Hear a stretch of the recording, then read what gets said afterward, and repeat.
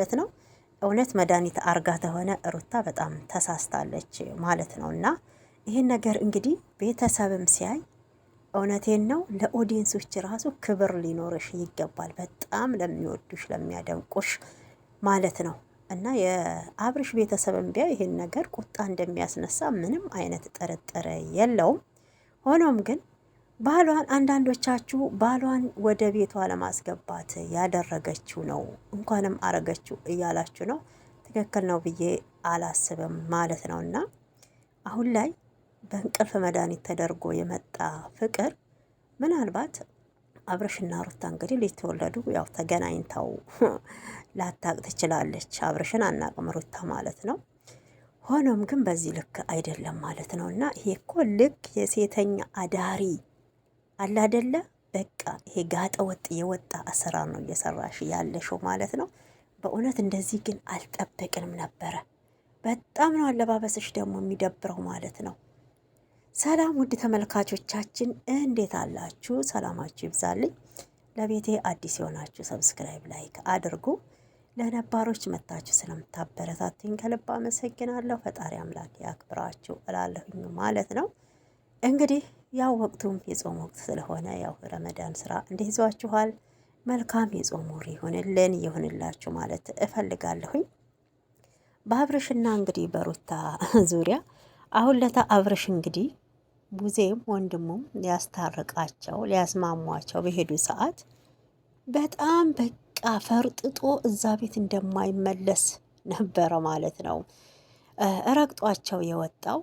እንግዲህ ተመልሶ በማግስቱ ደግሞ ያው ሩታ ጠርታው ባባ ናፍቆሃል፣ ቡቡ ነው ባባ ብቻ አላቅምና ልዑል ብል ይሻላል ናፍቆሃል ብዬ ጠርቸዋለሁ ብላለች። እንግዲህ ከጠራችሁ በኋላ ምንድን ነው የተፈጠረው? እውነት አንድ ሰው እኮ እቤቱ የሆነ ነገር ሲጋብዝ ከዛ ሰው ኋላ አይደለም መጠጥ ተከፍቶ የሚቀመጠው ማለት ነው። ፊት ለፊት ነው የሚከፈተው። እንግዲህ እንዳየነው መጠጡ አብርሽ ከመምጣቱ በፊት ተከፍቶ ነው የተቀመጠው። ያው ከካሜራ ጀርባ ምን አርጋበት እውነት ከሆነ የሆነ ነገር የእንቅልፍ መድኃኒት እንዳረገችበት ነው። ታዲያ ከመቅመሱ አብርሽ ምን ሆኖ ዝልፍልፍ ብሎ እንቅልፉ መጣ፣ ጭንቅላቱን ያዘ። በዚህ ላይ ደግሞ ወደ ላይ ብሎታል፣ ወደ ላይ ብሎታል። እየተጃጃለ ካልሆነ ወደ ላይ ብሎታል ማለት ነው። ያው ሩታ ይሄንን እንግዲህ ያረገችበት መንገድ አብርሽ በእህቱም ቢለመን ከሩታ ጋራ አልሆንም ብሎ ያው ውሳኔውን አሳውቆ በጣም ነበረ እንግዲህ ፈንጭቶ ረግጧቸው አቧራ ጭሮ የወጣው። አሁ ያለፈውን ቪዲዮ የተመለከት ነው ማለት ነው። በአሁን ሰዓት ግን ሩታ ያው አንድ ዘዴ እቅድ ያቀደችውን አሳክተዋለች። እሱም ምንድነው? በመጠጥ ውስጥ ወይን ውስጥ እንግዲህ የእንቅልፍ መድኃኒት አድርጋበት፣ ይሄ የሐሰት ነው ማለት አይቻልም። የእንቅልፍ መድኃኒት ነው እንጂ የሰው ልጅ መቼም ያችን ቀመስ አድርጎ እንደዛ አይተኛም ማለት ነው። ያው እንግዲህ እንደዛ አድርጋ ያው ፍላጎቱም አላት እንግዲህ አሁን ላይ ወልዳ ተነሳች። እንግዲህ ያው ነገሮቿ ሁሉ ሆርሞኖቿ ተቀይሯል። ለአብርሽ ያላት ስሜቷ በቃ ገፋፍቷታል። ስለዚህ ይሄ እኮ አሁን አስገድዶ እንደ መድፈር ነው ልጁን።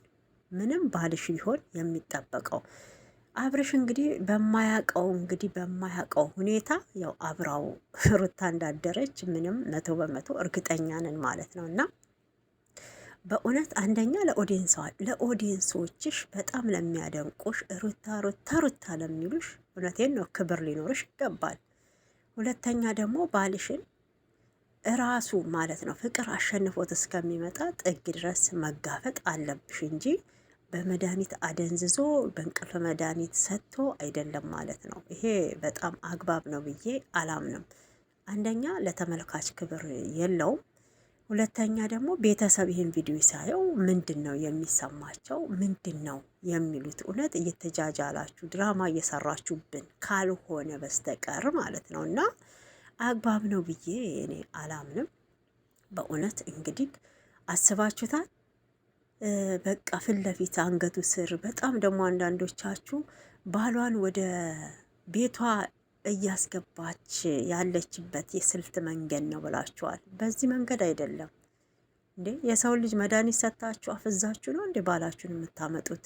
ፍላጎት ሲኖረው ነው እንጂ በፍቅር አሸንፈው አማላው እሱ ራሱ ማለት ነው ተገዝቶ ወደ ቤቱ የሚመለስበት ጊዜ አለ። ይሄ ግን በጣም ነውር ነው።